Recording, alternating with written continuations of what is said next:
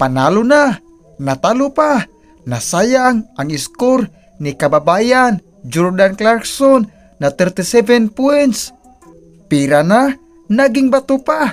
Alamin sa ating kwento. NBA in-season tournament na. Humahagupit at nagbakbakan ang dalawang malakas na team sa Western Conference, ang Jazz versus Suns. Ang Utah Jazz ay nasa ilalim sa kamay ni Lauri Markkanen. Jordan Clarkson, ang ating kababayan, Kelly Olynyk, Colin Sexton. Ang matayog na pader ng Phoenix Suns ay nasa ilalim sa kamay nina Kevin Durant, Eric Gordon,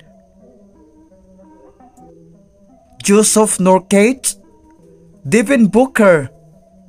Dumadako na tayo sa ating kwento. Panalo na, naging talo pa. Si kabayan Jordan Clarkson ay nagtala ng 37 points, 5 assists, 3 rebounds sa loob ng 36 minutes na paglalaro.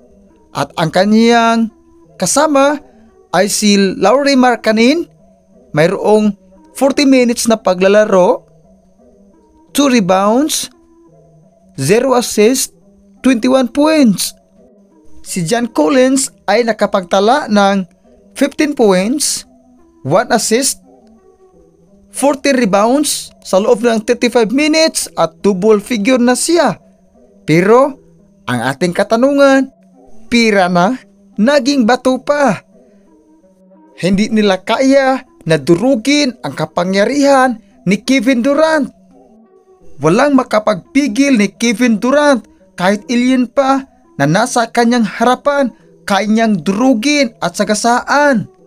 Niyari ang Utah Jazz sa Phoenix Suns sa pangunguna ni Kevin Durant na mayroong 33 minutes na paglalaro at nakapagtala ng 9 rebounds, 9 assists at tumataginting na 38 points.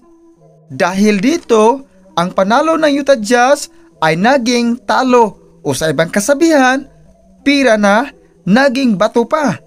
Ang mga magiting na kasama ni Kevin Durant upang buhatin ang Phoenix Suns hindi lang sa regular season pati na sa Western Conference. Si Eric Gordon nakapaglaro ng 33 minutes at nakapagtala ng 2 rebounds, 1 assist, 14 points.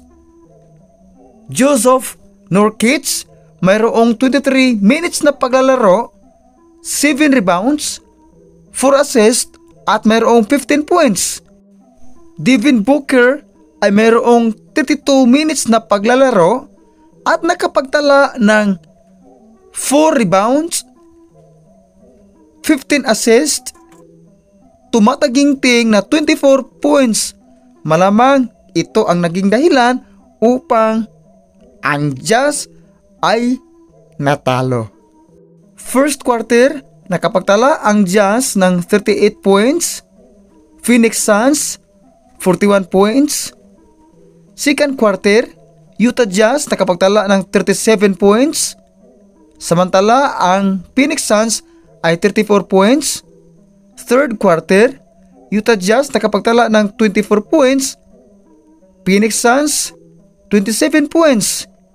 Last quarter, Utah Jazz 29 points, Phoenix Suns 29 points. The total score of Utah Jazz 128 and the total score of Phoenix Suns 131. Panalo ang Phoenix Suns. Ang Utah Jazz mayroon na silang 4-8 run at ang Phoenix Suns mayroon ng 6-6 runs. Hopefully, makapasok ang Phoenix Suns sa playoff. Malayo pa, pero umaamoy na. Dahil sa kapangyarihan ni Kevin Durant sa loob ng court. Sa mga bago lang po na nanonood ng NBA, isabay ko na lang ang kwento ni Jordan Clarkson kahit saglit lang para ating maunawaan kung sino ba si Jordan Clarkson. Si Jordan Taylor Clarkson ay ipinanganak noong June 7, 1992, is a Filipino-American professional basketball player for the Utah Jazz of the National Basketball Association or NBA. Siya ay half Filipino at ating nakikita na siya ay naglalaro sa national team na Anguilas, Pilipinas. Noong 2014 ng NBA draft, si Jordan Clarkson ay pinili ng Washington Wizards. Siya ay na-trade ng Los Angeles Lakers noong 2014-2018. Noong 2018-2019, siya ay naglaro sa Cleveland Cavaliers at noong 2019 at present, siya ay naglalaro ng Utah Jazz.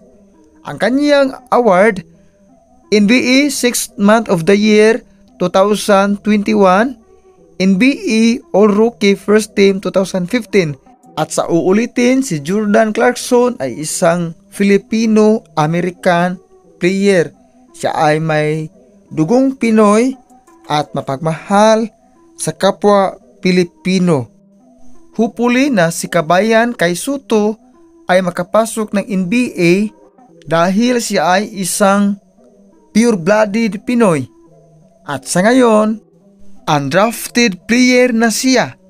Wala pang malinaw na pahayagan na si Kai Sotto, ang ating kababayan, ay makapasok ng NBA.